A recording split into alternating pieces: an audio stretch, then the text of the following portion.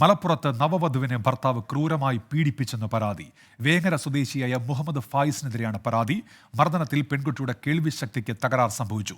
മുൻകൂർ ജാമ്യാപേക്ഷ തള്ളിയിട്ടും പ്രതികളെ പോലീസ് പിടികൂടുന്നില്ല എന്നാണ് പെൺകുട്ടിയുടെ കുടുംബത്തിന്റെ ആരോപണം.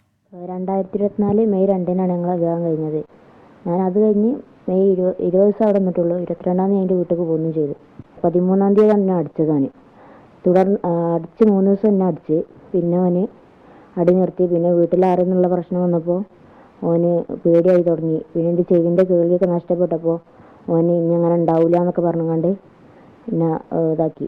വിവാഹം കഴിഞ്ഞ് 6-ാം നാൾ തുടങ്ങിയതാണ് മർദ്ദനം. മൊബൈൽ ഫോൺ ചാർജർ കേബിൾ കൊണ്ടും കൈകൊണ്ടും മുഹമ്മദ് ഫായിസ് തല്ലാറുണ്ടെന്ന് പെൺകുട്ടിയുടെ കേൾവിശക്തിക്ക് തകരാർ സംഭവിച്ചു.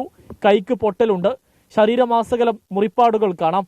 കിടപ്പുമുറിയിലും ശുചിമുറിയിലും വെച്ചാണ് മർദ്ദിച്ചതെന്ന് പെൺകുട്ടി. ലൈംഗിക വൈകൃതത്തിനും ഇരയാക്കിയിട്ടുണ്ടെന്ന് പരാതി. മുഹമ്മദ് ഫായിസിനെ 1-ാം പ്രതിയും ഇയാളുടെ മാതാവ് സീനത്തിനെ 2-ാം പ്രതിയുമാക്കി മലപ്പുറം വനിതാ പോലീസ് സ്റ്റേഷനിൽ കേസെടുത്തിട്ടുണ്ട്. എന്നാൽ പ്രതിയുടെ മുൻകൂർ ജാമ്യാപേക്ഷ തള്ളി 1 മാസം പിന്നിട്ടിട്ടും പോലീസ് അറസ്റ്റിലേക്ക് കടക്കുന്നില്ലെന്നാണ് ആരോപണം. ഇവിടെ വീട്ടിൽ വന്ന് മെയ് 23-ാം തീയതി പോയിട്ട് ഇതുവരെ പോലീസിന്റെ ഭാഗത്തുനിന്ന് ഒരു ഇതും ഉണ്ടായിട്ടില്ല അവർക്കെതിരായിട്ട്.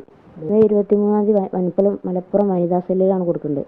പിന്നെ അത് കഴിഞ്ഞ് DYSPനെ കണ്ടു. പിന്നെ SP സാറിനെ കണ്ട് എല്ലായിടത്തും കൊടുത്തിരിക്കണം. പക്ഷെ ഇതുവരെ അവർക്കെതിരെ ഒന്നും സംഭവിച്ചിട്ടില്ല.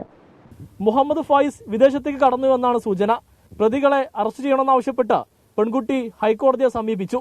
സമീർ ബിൻ കരീം, 24 തിരൂർ.